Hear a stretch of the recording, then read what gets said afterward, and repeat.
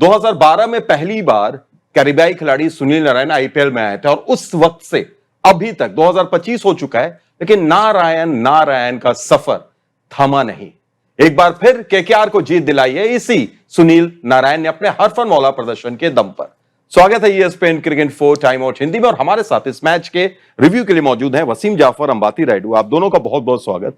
वसीम भाई, 2012 से 2025 आ चुका है, 13 साल बीत चुके हैं, लेकिन केकेआर के लिए ये दो शब्द नारायण अभी भी लगता है कि परफेक्ट है उनके लिए।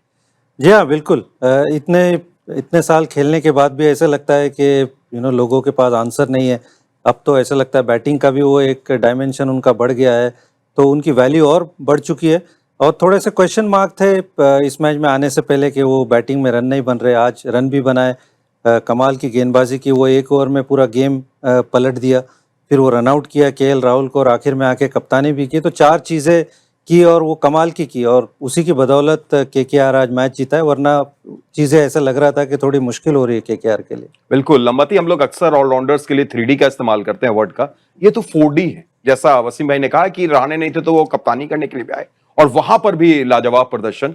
बिल्कुल, बहुत काम एंड कूल कस्टमर कह सकते हैं इनको, क्योंकि हमेशा हमने देखे कि पोकर फेस के साथ रहते, ज़्यादा उत्साहित नहीं होते, मतलब ज़्यादा ऊपर नीचे नहीं होते। तो कप्तानी के तौर पे भी आज के डिसीजंस जो लिए गए ग्राउंड पे वो एकदम सटीक और परफेक्ट थे। तो मुझे लगता है कि ओवरऑल आज अगर हम देखेंगे, इसको कह सकते हैं कि एकदम मतलब मैच विनिंग, और हर डिपार्टमेंट में मैच विनर रहे, तो एक्स्ट्रॉर्डनरी।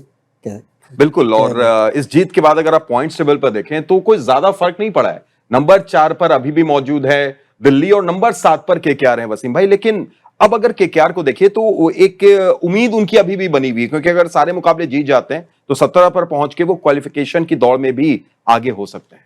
बिल्कुल, और उसके लिए ये आज का मैच जीतना बहुत ज़रूरी था। और जो मैचेस उनके आगे आने वाले हैं वो इतने मुश्किल लगते नहीं है।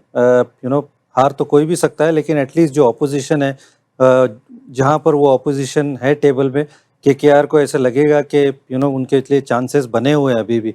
और 17 पॉइंट पे जनरली टीम क्वालिफाई हो जाती है, तो उनकी उम्मीदें बनी हुई है। और उस लिहाज से आज जिस तरह से केकेआर ने मैच खेला है, बहुत कमाल का मैच खेला है, और उम्मीदें बरकरार रखी है केकेआर की। और इसको अगर श्रेय देना होगा बताइए इस पूरे मैच में, ऐसे तो एक ऑलराउंड परफॉर्मेंस है, नारायण को हम लोग बोल ही रहे हैं, लेकिन आप मानते हैं कि आंद्रे रसल का भी एक अच्छा वहां पर कैमियो देखने को मिला, चाहे वो बैटिंग हो या फिर बॉलिंग में भी आकर उन्होंने हाथ दिखाया? हाँ बिल्कुल, अगर थोड़ा और पहले आ जाते बल्लेबाजी करने के लिए तो ये एकदम अच्छा रहेगा केकेआर के लिए। बट जहाँ भी आए आज, जो इम्पैक्ट था उनका बहुत अच्छा इम्पैक्ट था। और आगे जाके भी केकेआर यही उम्मीद करेगा कि बैटिंग थोड़ा और ऊपर करे रसल, और 12 ओवर जब खत्म हो जाते हैं तो उनको भेजना चाहिए। और बॉलिंग भी डेथ ओवर में अच्छा बॉलिंग करते हैं, यॉर्कर अच्छा डालते हैं, तो गुड परफॉर्मेंस। और फील्डिंग तो हमेशा अच्छा ही करते हैं। एक और युवा खिलाड़ी है वसीम भाई, अंकेश रघुवंशी, जिस हिसाब से जिस कंसिस्टेंसी के साथ खेल रहे हैं, अच्छा भविष्य, सुनहरा भविष्य। नहीं, बढ़िया खेला उन्होंने। लास्ट सीजन हमने देखा था, ये सीजन में भी काफ़ी इम्पैक्टफुल नॉक खेले, और आज भी बहुत बढ़िया इनिंग खेली।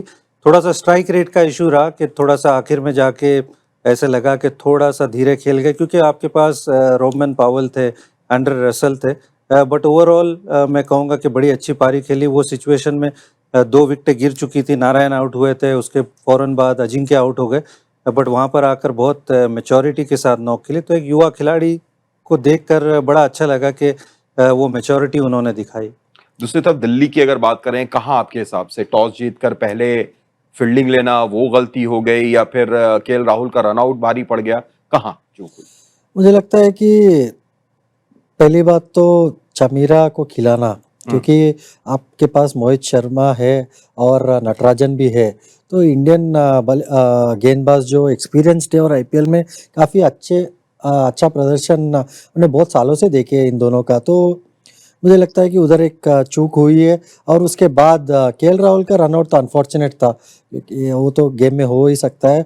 मगर बीच में जब वो 3 विकेट लूज़ किए थे, अक्षर आउट होने के बाद, फिर स्टब्स का जो विकेट था, मुझे लगता है कि वो है टर्निंग पॉइंट एकदम इस मैच का। अगर स्टब्स थोड़ी देर रुक जाते तो फिर दिल्ली शायद ये गेम निकाल सकती थी। बिल्कुल सहमत वसीम भाई। स्टब्स के अलावा अगर आप देखें अक्षर पटेल, जैसा अंबती ने कहा, गेंद बल्ले दोनों से शानदार प्रदर्शन उनका रहा, पर क्या फाफ डू प्लेसी इंजरी की वजह से वो पारी वैसी दिखी या और थोड़ी तेज हो सकती थी?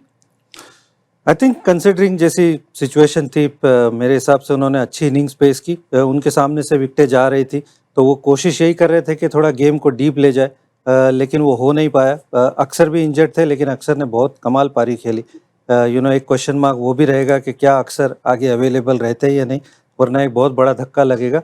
But I think overall Faf du Plessis इतने एक्सपीरियंस है कि आप ये नहीं कह सकते। उनको पता था कि वो किस तरह से इनिंग पेश कर रहे हैं, और एक तरह से गेम हाथ में था उनके। अगर एक बल्लेबाज खेल जाता, अगर आशुतोष भी रहते आखिर तक, या फिर जैसे अंबाती ने कहा कि ट्रिस्टन स्टब्स अगर होते वहाँ पर, तो ये गेम दिल्ली के फेवर में था। थोड़ी सी कुछ गलतियों की वजह से दिल्ली के लिए दिल्ली दूर हो गई। दिल्ली के लिए दिल्ली दूर हुई। अब अगर उनके तरफ से हम देखें अंबती, तो वहां पर एक चीज जो अक्सर ने खुद आकर बोली पोस्ट मैच प्रेजेंटेशन में कि 3 से 4 दिन का समय है और थोड़ी सी यहाँ पर चोट है उंगली में, उम्मीद रहेगी कि वो फिट हो जाएं और आगे खेले। सब ऐसा ही चाहेंगे, पर पहले 4 मैच में दिल्ली को जीत मिलती है, पिछले 6 में 2 में सिर्फ जीत मिली, 4 हार। मुश्किल हो सकता है सफर, क्योंकि उनके मुकाबले भी बड़े कड़े हैं अभी। बिल्कुल मुश्किल हो सकता है। मुझे लगता है कि दिल्ली थोड़ा जल्दी पीक कर लिए, बट डेफिनेटली अभी फिर कमबैक कर सकते हैं। वैसे नहीं कि नहीं कर पाएंगे, बट उनको उनके गेंदबाजी में इंडियन गेंदबाजों को लाना पड़ेगा, एक्सपीरियंस्ड गेंदबाजों को लाना पड़ेगा, और इनके जो ऊपर के बल्लेबाज है उनको बड़े पारियां खेलने पड़ेंगे, नहीं तो फिर थोड़ा मुश्किल हो जाएगा। और आगे इनके मैचेस भी काफ़ी टफ मैचेस है, तो और जाके हैदराबाद में खेल रहे, फ्लैट विकेट रहेगा, तो उधर बड़े रन दिल्ली के लिए कौन बनाएंगे। अगर 250 का मैच हुआ है तो 250 के मैच में आपको पावर हिटिंग चाहिए, तो पावर हिटर्स वैसे दिल्ली की टीम में इतने ज़्यादा नहीं है, तो फिर आगे जाके थोड़ा मुश्किल रह सकता है दिल्ली के लिए। आखिर में वसीम भाई एक सवाल, जैसा मती ने कहा है कि एक तेज गेंदबाज टी नटराजन, आपने 10-11 करोड़ में उनको आपने रखा है अपने साथ, लेकिन अब तक नहीं खिलाया है। केपी ने कहा कि हम 12 ही खिला सकते हैं, 12 में वो फिट नहीं बैठ रहे हैं। क्या लग रहा है कि उनको आना चाहिए अब? बिल्कुल, अगर वो फिट है तो मैं थोड़ा सा सरप्राइज हूँ कि वो क्यों अब तक फीचर नहीं किए, क्योंकि ऑलमोस्ट 10 मैचेस हो गए हैं। मोहित शर्मा अगेन ये विकेट के हिसाब से उनकी बॉलिंग बड़ी सूट करती। चमीरा को हमने देखा है ऑलरेडी, लास्ट मैच में भी बड़े एक्सपेंसिव थे, इस मैच में भी एक्सपेंसिव रहे हैं।